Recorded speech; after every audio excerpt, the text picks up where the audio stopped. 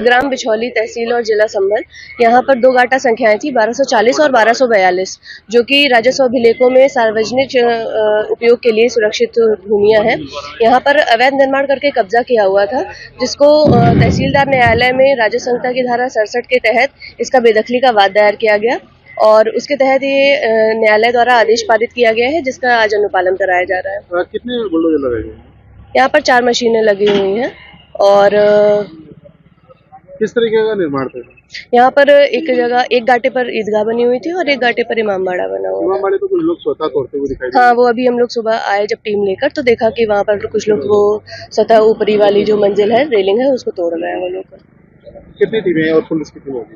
यहाँ पर लोकल थाने से पुलिस मौजूद है और हमारे राजस्व विभाग के 2 आरआई और 6 लेखपाल की टीम, हमारे 3 नायब साहब यहाँ मौजूद है। प्रशासन की टीम आई है कि अब से पहले नोटिस आए, नोटिस आने के बाद में उन्होंने जो है नोटिस भेजे और नोटिस भेज के हमने जो है उसमें भाग दौड़ भी करी।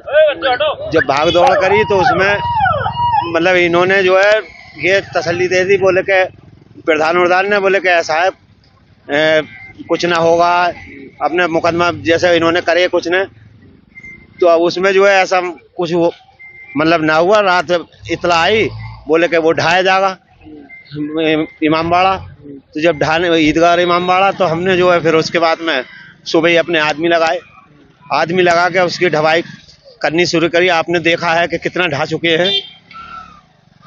अब भी हम गेई गुहार लगा रहे हैं कि अपने हाथ से कर दें भाई, थोड़ा बहुत मलबा सही सूरत आपको इसको हटाने के लिए कोई हो गए 2 महीने के लगभग। तो 2 महीने से नहीं गया ना हटाने का आदेश थोड़ी है, वो खाली नोटिस भेजा था हमसे, ये ना कहा हटा लो।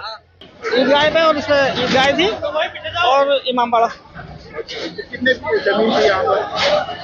जमीन तो ये थोड़ी से 200-250 गज में था इमामबाड़ा तो, और ईदगाह भी इतने में थी।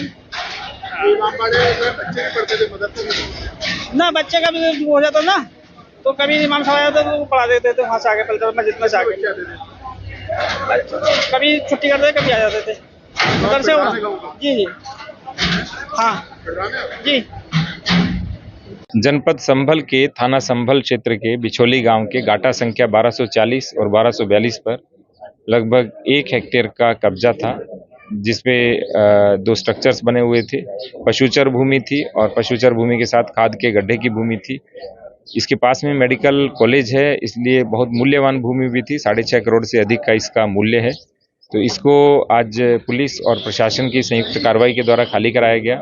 जनवरी में तहसीलदार न्यायालय के अंदर वाद दर्ज हुआ, वाद के बाद सुनवाई हुई। उसके बाद हमने प्रेस के अंदर भी दिया, प्रेस विज्ञप्ति भी दी कि कोई यदि इसको क्लेम करता है तो आ सकता है।